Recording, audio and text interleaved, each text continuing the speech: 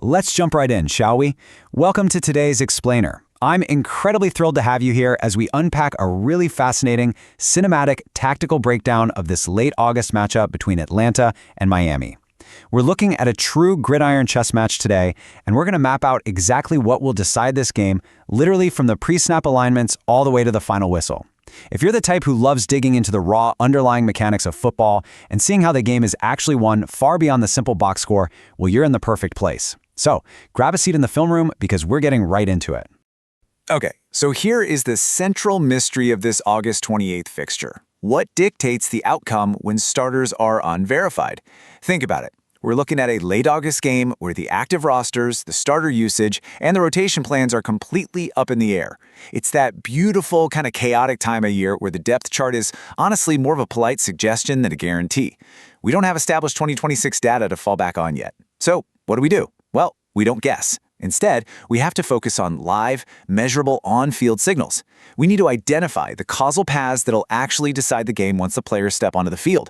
Historical stats, they won't help us today. Live execution is going to be our absolute only compass. Now, you can't just look at total yardage to understand that execution. That is a massive trap. A team could rack up yards on a couple of broken plays, but still be wildly inefficient down to down. Instead, we're zeroing in on expected points added, success rate, and explosive plays. Expected points added, or EPA, tells us the true value of every single play by measuring how much it mathematically increases a team's chances of scoring. And tied directly to that is success rate. For a play to be successful, an offense needs 40% of the required yards on first down, 60% on second, and 100% on third or fourth down. Why is this so absolutely crucial? Because creating a 2nd and 5 opens up the entire playbook, right? Play action, motion, deep shots, the whole shebang.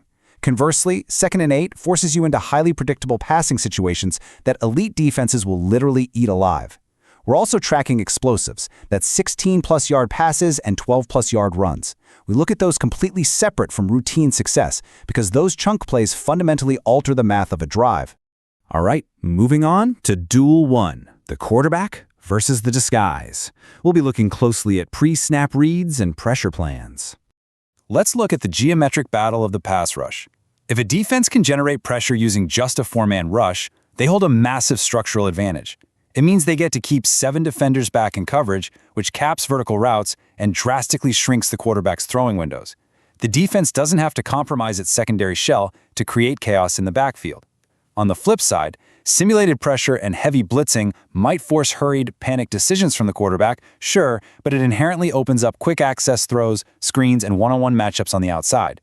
Basically, if the defense sends extra rushers, they're leaving a void somewhere in coverage, and the quarterback's eyes have to find that void instantly. So, the crucial takeaway here is this. The true test isn't about naming the starting quarterback. It's about diagnosing their real-time processing. Can the active quarterback decipher the defense when they show a too-high safety shell pre-snap, but then rotate late to a single-high look post-snap? If Atlanta or Miami brings simulated pressure, the quarterback has to identify exactly which rusher dropped back into coverage and find the quick outlet. The absolute worst thing a quarterback can do here is panic, force a throw into a rapidly closing window, or take an unnecessary sack that completely kills the drive's EPA. Actually, when you're watching, pay close attention to the first 5 third-down passing snaps. If you see calm, on-time completions, that offense is stable. But if you see late throwaways or sacks, yeah, there's a serious recognition problem happening under center. Now for Duel 2, winning the line of scrimmage. We are getting into the grit of trench warfare and run fits. Raw rushing yards are just completely insufficient for understanding this brutal battle in the trenches. We really need to watch for specific pre-contact cues that reveal who's actually dictating terms. Are double teams physically displacing interior defensive linemen right off the snap? Are the offensive linemen successfully climbing to the second level and reaching the linebackers before contact is made, just cleanly sealing off those run lanes? And in pass protection, we have to be super analytical. Is a sack happening because a tackle just got physically beaten clean off the edge by a superior athlete? Or was it a scheme-induced overload where our running back simply missed a blocking assignment? Identifying these highly specific pre-contact signals is going to tell us without a doubt which front is genuinely dominating the physical war. Next up is Duel 3, skill players and special teams. We'll be breaking down separation, tackling, and the concept of hidden yardage. Now, offenses are going to try to stress the secondary using pre-snap motion, stacked receiver releases, and layered crossing routes, all to intentionally force communication errors in the defensive backfield.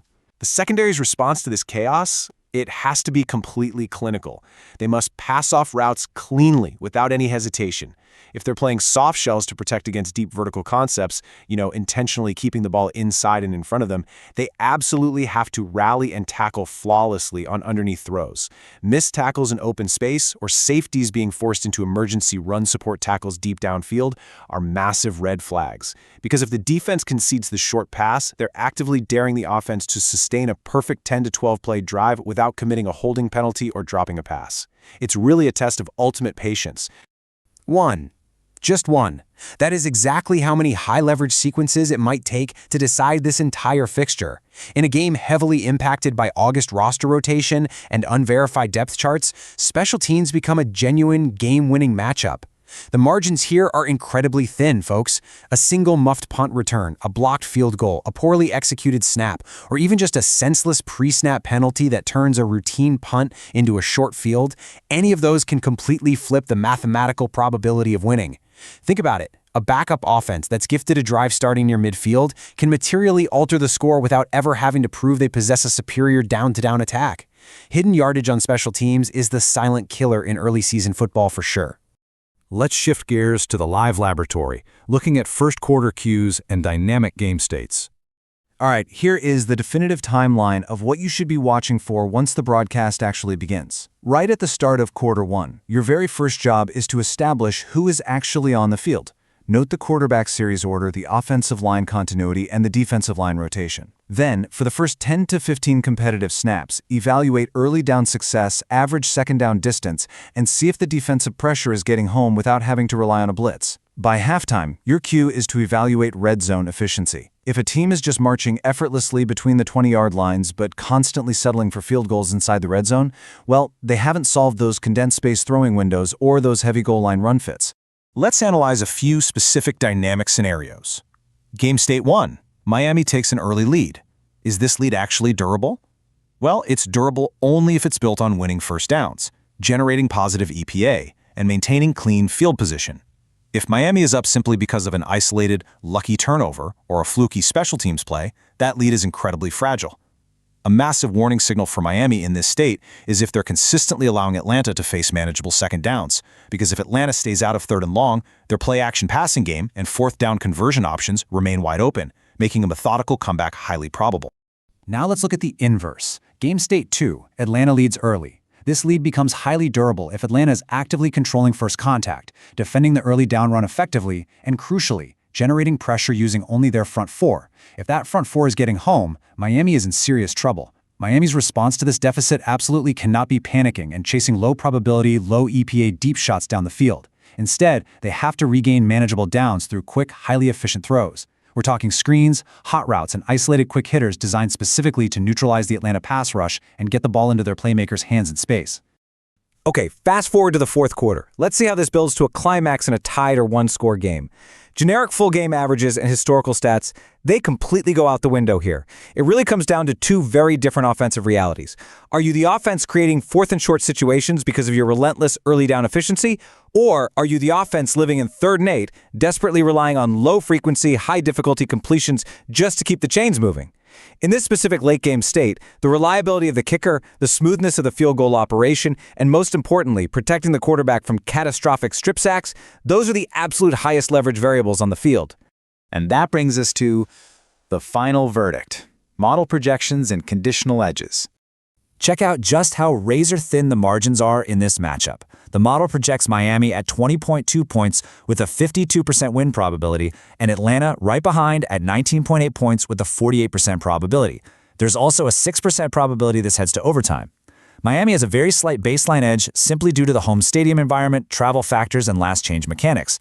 But because actual lineup data is missing for both sides right now, that edge is heavily discounted. We're basically looking at a coin flip range centered in a highly competitive low 40 scoring environment where one single explosive play could swing the entire outcome. Now, a super crucial point we must stress here is that these are intentionally low-confidence model estimates because we don't have verified 2026 current season efficiency, exact weather conditions, or official starting lineups and injury reports for this August game. Any strong numerical assertion would just be fabricated. These numbers serve as an analytical baseline only. They're conditional priors, not a substitute for missing live measurements, and they absolutely do not constitute market betting advice at any price. They're just a mathematical starting point for our live evaluation. Which leaves us with this final, decisive question to ponder. Which side will establish early down efficiency, generate positive EPA, and dominate the line of scrimmage, all while creating pressure without having to compromise their secondary coverage? That is the ultimate pre-snap to whistle tactical chess match. When you watch this game, keep your eyes on the success rate, track those four-man rushes, and watch the hidden field position battle on special teams. You're now fully equipped to watch this matchup not just as a casual fan, but as a true tactical expert. Thanks so much for joining me for this explainer. Keep your eyes locked on those live cues and enjoy the gridiron chess match.